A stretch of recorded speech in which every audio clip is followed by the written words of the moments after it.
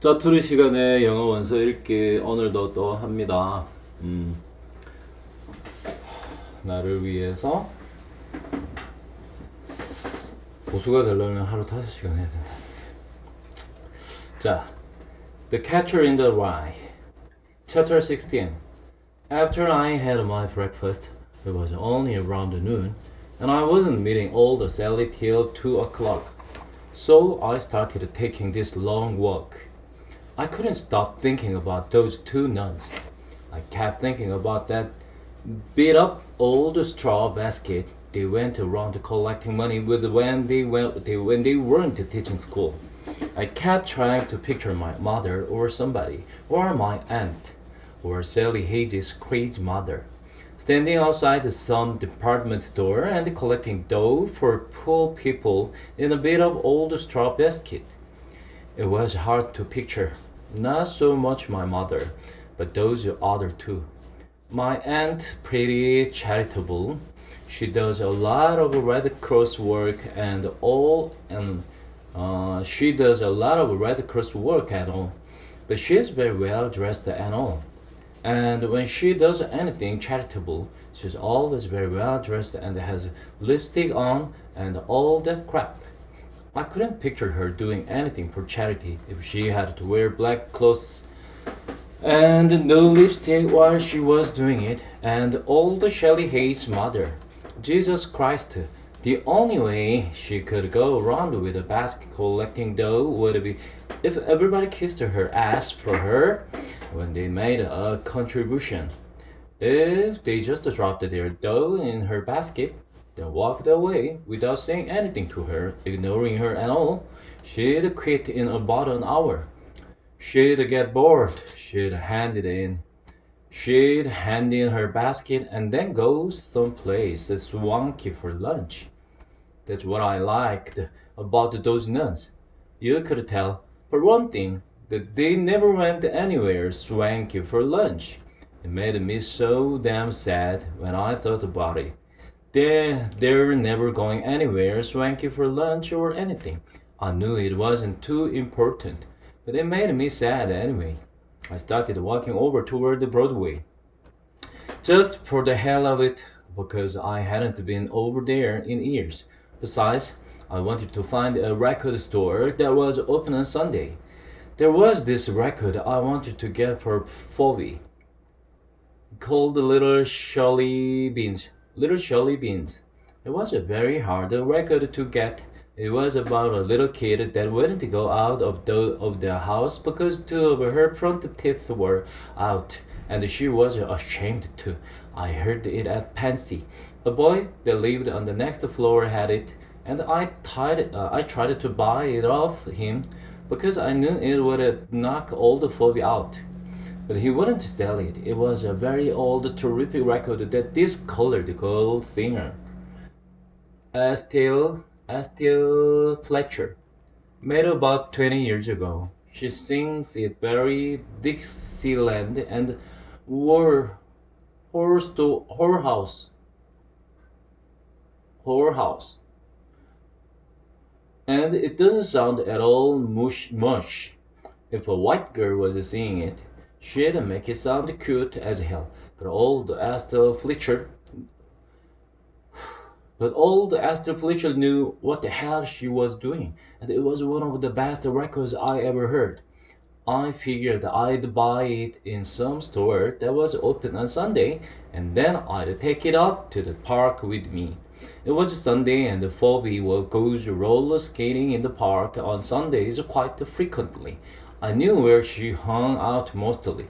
It wasn't as cold as it was the day before, but the sun still wasn't out, and it wasn't too nice for walking. But there was one nice thing. This family that you could tell just came out of some church were walking right in front of me, a father, a mother, and a little kid about 6 years old. They looked sort of poor. The father had on one of those pearl gray hats that poor guys wear a lot when they want to look sharp. He and his wife were just walking along, talking, not paying any attention to their kid. The kid was swell. He was walking in the street instead of on the sidewalk, but right next to the curb. He was making out like he was walking a very straight line, the way kids do, and the whole time he kept singing and humming. I got up closer, so I could hear what he was singing. He was singing that song. If a body catch a body coming through the rye, he had a pretty little voice too. He was just singing for the hell of it. You could tell. The cars zoomed by, brakes screeched all over the place. His parents paid no attention to him, and he kept on walking next to the curb and singing. If a body catch a body coming through the rye, it made me feel better. It made me feel not so depressed anymore. Broadway was mobbed and messy. Broadway was mobbed and messy. It was Sunday and only about 12 o'clock, but it was mobbed anyway. Everybody was on their way to the movies. The Paramount or the Astor or the Strand or the Capitol or one of those crazy places. Everybody was all dressed up because it was Sunday, and that made it worse. But the worst part was that you could tell they all wanted to go to the movies. I couldn't stand looking at them. I can't understand somebody going to the movies because there's nothing else to do. But when somebody really wants to go and even walks fast so as to get there quicker, then it depresses the hell out of me. Especially if I see millions of people standing in one of those long, terrible lines all the way down the block, waiting with this terrific patience for seats and all. Boy, I couldn't get off that goddamn Broadway fast enough. I was lucky. The first record store I went into had a copy of Little Shirley Beans. They charged me $5 for it because it was so hard to get, but I didn't care, boy. It made me so happy all of a sudden. I could have hardly waited to get to the park to see if old Phoebe was around. Phoebe. If old Phoebe was around so that I could give it to her. When I came out of the record store, I passed this drugstore and I went in. I figured maybe I'd give old Jane a buzz and see if she was home for vacation yet.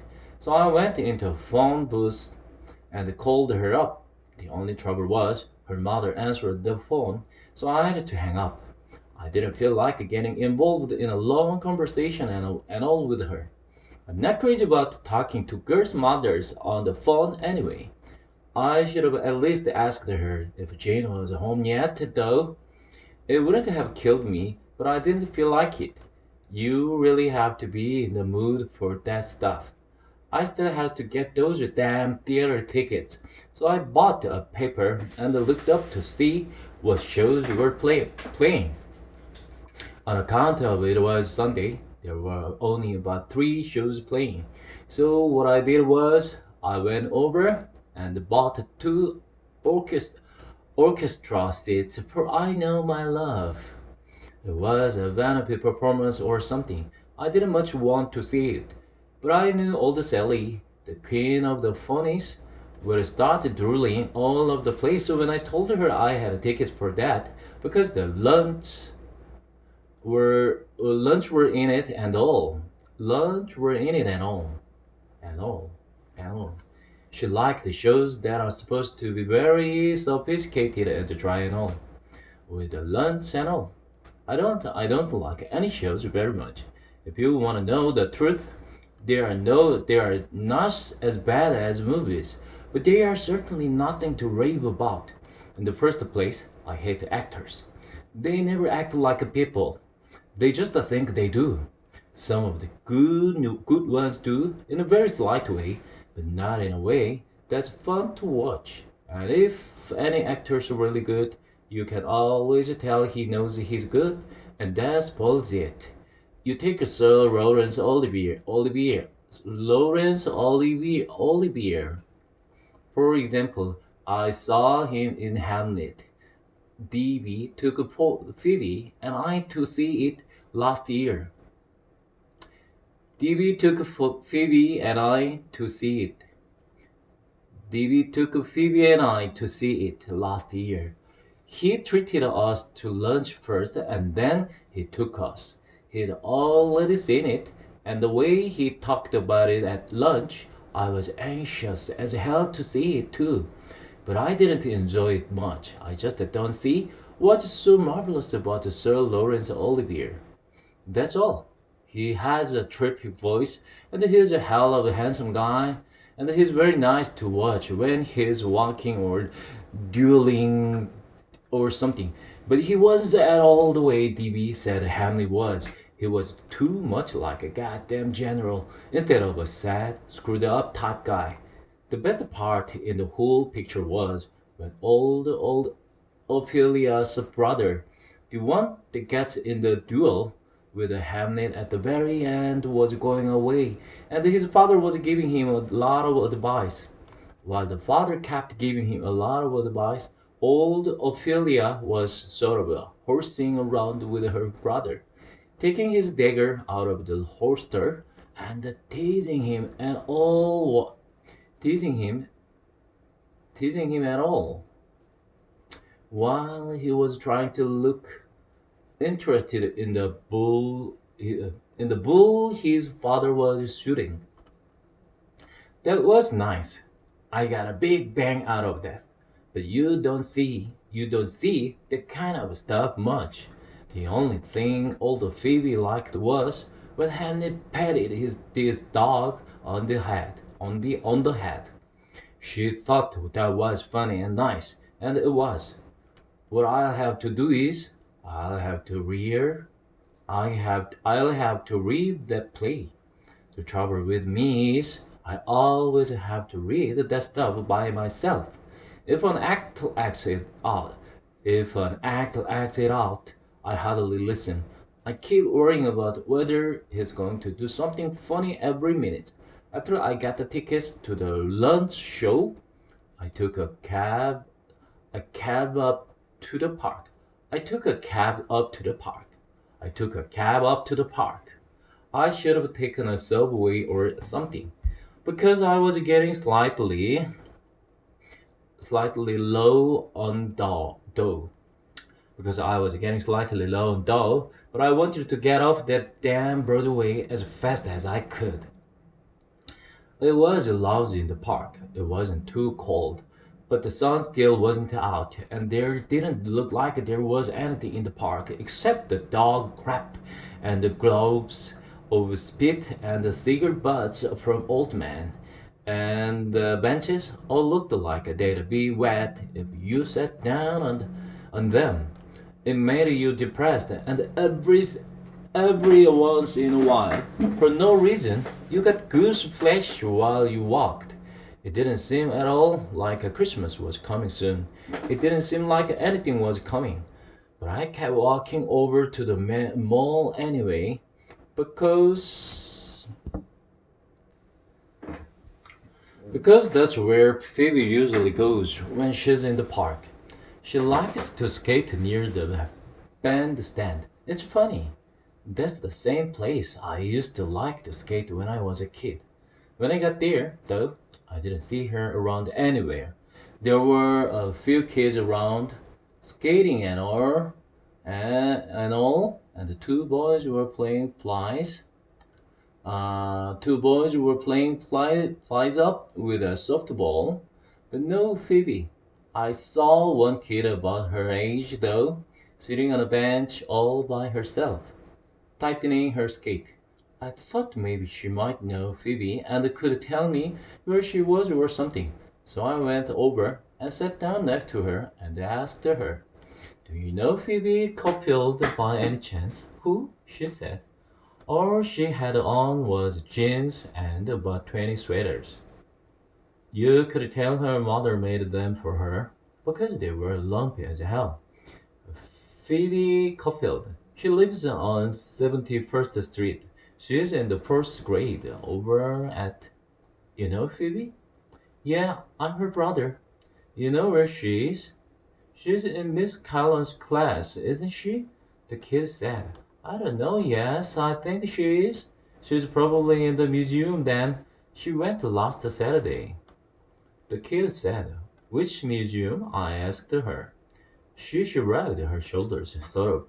"I don't know," she said. "The museum, I know, but the one where the pictures are?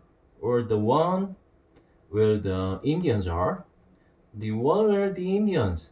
"Thanks a lot," I said. I got up and started to go.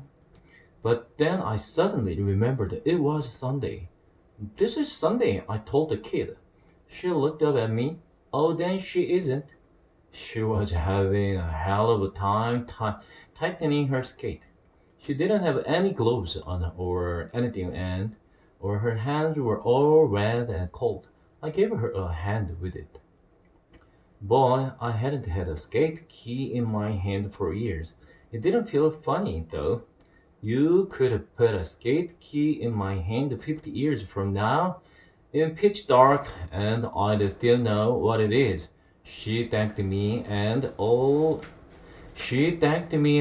when I had it tightened for her. She was a very nice, polite little kid.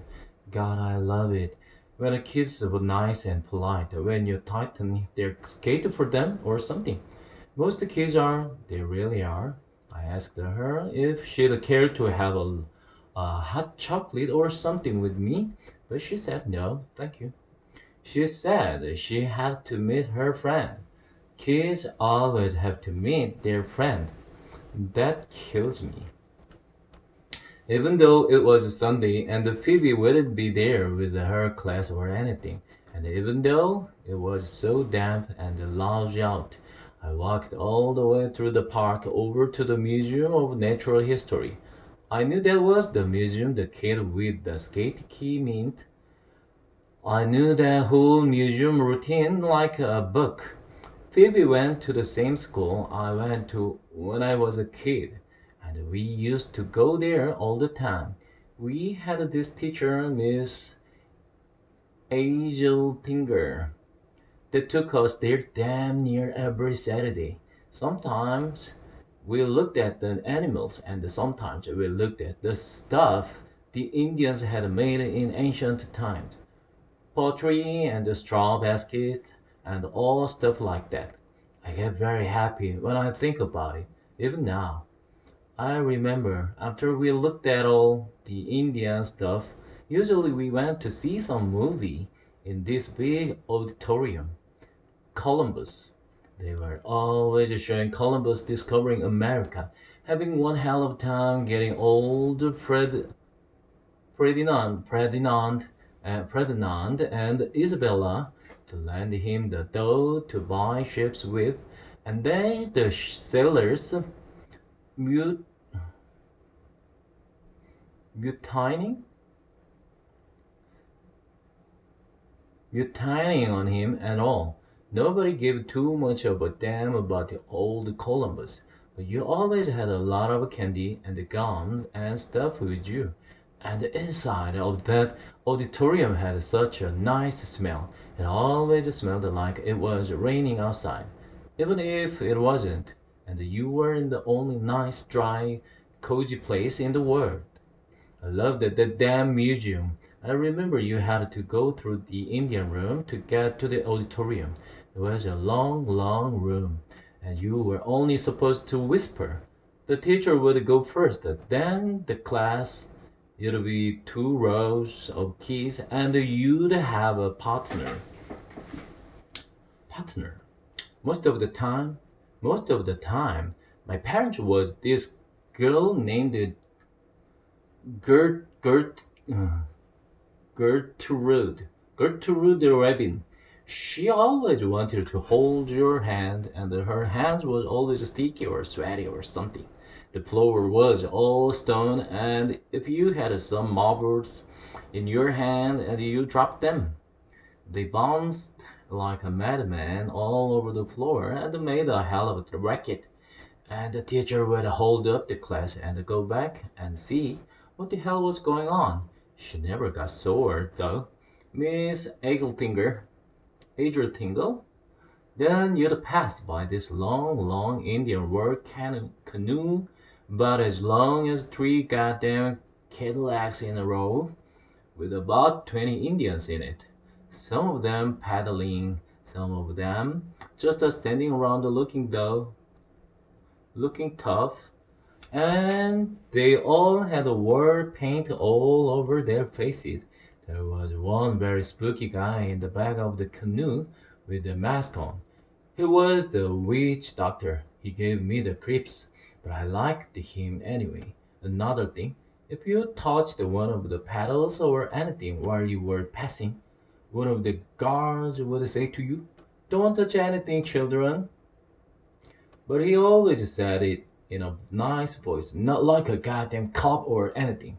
Then you'd pass by this big glass case with Indians inside it rubbing sticks together to make a fire, and a squaw weaving a blanket. The squaw that was weaving the blanket was sort of blending over, and you could see her bosom and all. We all used to sneak a good look at it, even the girls, because they were only little kids and they didn't have any more bosom than we did. Then just before you went inside the auditorium, right near the doors, you passed this Eskimo. He was sitting over a hole in the ice lake and he was fishing through it. He had about 2 fish right next to the hole that he'd already caught. Boy, the museum was full of glass cases. There were even more upstairs, with deer inside them, drinking at water holes, and the birds flying south for the winter. The birds nearest you were all stuffed and hung up on wires, and the ones in back were just painted on the wall, but they all looked like they were really flying south. And if you bent your head down and sort of looked at them upside down, they looked in an even bigger hurry to fly south. The best thing, though, in that museum was that everything always stayed right where it was. Nobody's moved. You could go there 100,000 times, and that Eskimo would still be just finished catching those 2 fish. The birds would still be on their way south. The deers would still be drinking out of that water hole with their pretty antlers and their pretty skinny legs, and that squaw with the naked bosom would still be weaving that same blanket. Nobody's be different. The only thing that would be different would be you. Not that you'd be so much older or anything. It wouldn't be that exactly. You'd just be different. That's all. You'd have an overcoat on this time, or the kid that was your parent in line the last time had got scarlet fever, and you'd have a new partner, or you'd have a substitute taking the class instead of a Miss Egertinger or Egertinger, or you'd heard your mother and father having a terrific fight in the bathroom, or you'd just passed by one of those puddles in the street with the gasoline rainbows in them. I mean, you'd be different in some way. I can't explain what I mean, and even if I could, I'm not sure I'd feel like it. I took my old hunting hat out of my pocket while I walked and put it on. I knew I wouldn't meet anybody that knew me. It was pretty damp out. I kept walking and walking, and I kept thinking about old Phoebe going to that museum on Saturday the way I used to. I thought how she'd see the same stuff I used to see, and how she'd be different every time she saw it. It didn't exactly depress me to think about it, but it didn't make me feel gay as hell either. Certain things, they should stay the way they are. You ought to be able to stick them in one of those big glass cases and just to leave them alone. I know that's impossible, but it's too bad anyway. Anyway, I kept thinking about all that while I walked. I passed by this playground and stopped and watched a couple of very tiny kids on a seesaw. One of them was sort of fat, and I put my hands on the skinny kid's end to sort of even up the weight. But you could tell they didn't want me around, so I let them alone. Then a funny thing happened. When I got to the museum, all of a sudden, I wouldn't have gone inside for $1,000,000. It just didn't appeal to me. And here I'd walked through the whole goddamn park and looked forward to it and all. Looked forward to it and all. If Phoebe's been there, I probably would have, but she wasn't. So all I did in front of the museum was get a cab and go down to the Biltmore. I didn't feel much like going. I'd made that damn date with Sally though. 요. 우우우우우우. 이게 읽는 게 되게 재밌게 읽어야 되는데 그게 참 잘 안 되네요. 아직까지. 이 정도 아직 능숙하지도 않고 노력하겠습니다.